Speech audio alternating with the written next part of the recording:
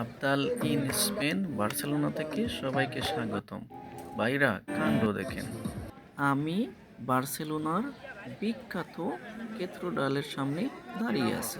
পিছনে 100 বছরের পুরনো গির্জা, আর সামনে রাস্তার মধ্যে ছেলে মেয়েগুলো নাচতেছে। কেউ মানা করতেছে না, বরং সবাই এনজয় করতেছে। ইউরোপের এই কালচারটা আজ আপনাদেরকে দেখাবো, চলেন সবাই। এটা হলো বার্সেলোনার ক্যাথেড্রাল, প্রায় 700 বছর পুরনো গির্জা। এই গির্জা টুরিস্টদের কাছে খুব ফেমাস। দেখেন সিঁড়িতে কত মানুষ বসে আছে, কাপল, ফ্যামিলি, টুরিস্ট, গির্জা দেখার জন্য আর মানুষের যে আনন্দ দেয় তা উপভোগ করার জন্য। আর ঠিক সামনে এরকমভাবে পারফরমেন্স চলতেছে, স্টিকার, গিটার সব সেট আপ করা। মানে এখানে আর্ট দেখানো একদম লিগ্যাল আর নর্মাল একটা ব্যাপার।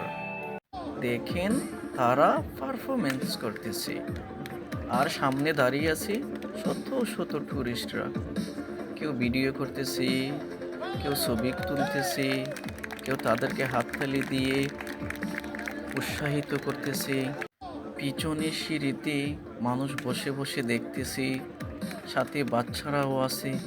কত যে আনন্দ এই জায়গাতে, একদম আনন্দের স্বর্গরাজ্য। এখানে আসলে পরে কত রকমের মানুষ দেখবেন, কত দেশের, কত রকমের, মানে বলাই মুশকিল যে এরকম জায়গাতে আসলে পরে আপনি মানুষই দেখবেন যে কত শত রকমের আছে। দেখেন অনেকে আবার তাদের প্রতিভা দেখিয়ে টুরিস্টদের মন জয় করতেছে। মানে কত রকমের খেলা এখানে, সবাই সবার প্রতিভা দেখাইতেছে, দেখিয়ে দেখিয়ে মানুষকে আনন্দ দিতেছি। আমার মতো যারা এখানে শত শত মানুষ আসছে, এভাবেই তারা তাদের কাছ থেকে আনন্দ পাইতেছে। কত ভালো লাগে দেখেন। মানে এখানে বলা যায় যে প্রতিভাবানরা বেশি আসে শুধু মানুষকে এরকম আনন্দ দেওয়ার জন্য। ঐতিহাসিক গির্জার সামনে এরকম ডান্স, পুরনো আর নতুন একসাথে হয়ে একটা মিশ্রণ হয়ে গেছে এই জায়গাতে। আমি একটা জিনিস চিন্তা করতেছি, এই গির্জাটা কত পবিত্র জায়গা, আর এই জায়গার সামনে তারা নাচতেছে, কেউ বাধা দিচ্ছে না। কারণ এখানের আর্টকে সম্মান করা হয়। 2 নম্বরে একটা জিনিস দেখেন, কোনো টিকিট লাগতেছে না, সবাই ফ্রিতে শো দেখতেছে, যার ইচ্ছে সে টাকা দিচ্ছে। 3 নম্বর, পুলিশ সিকিউরিটি কেউ এসে বলতেছে না যে এখানে এইসব করা যাবে না। এই যে ওপেন মাইন্ড, এই 3টা জিনিস আমাদের দেশে খুবই কম। চিন্তা করেন, যদি বাংলাদেশের জাতীয় মসজিদের সামনে এমন হইতো, কিংবা মন্দিরের সামনে এরকম নাচানাচি হইতো, কি যে হইতো, একদম ফেরা লাল হয়ে যেত। আমি কম্পেয়ার করতেছি না ভাই, জাস্ট শুধু কালচারের ডিফারেন্সটা বলতেছি।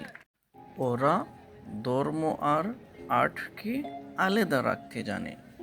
ধর্মের জায়গায় ধর্ম, আর পাবলিক স্পেসে মানুষ একদম ফ্রিডম। আমাদেরও উচিত ট্যালেন্ট ছেলে মেয়েদেরকে একটু পাবলিক স্পেস দেওয়া, ওরাও নিজেকে প্রকাশ করতে পারে।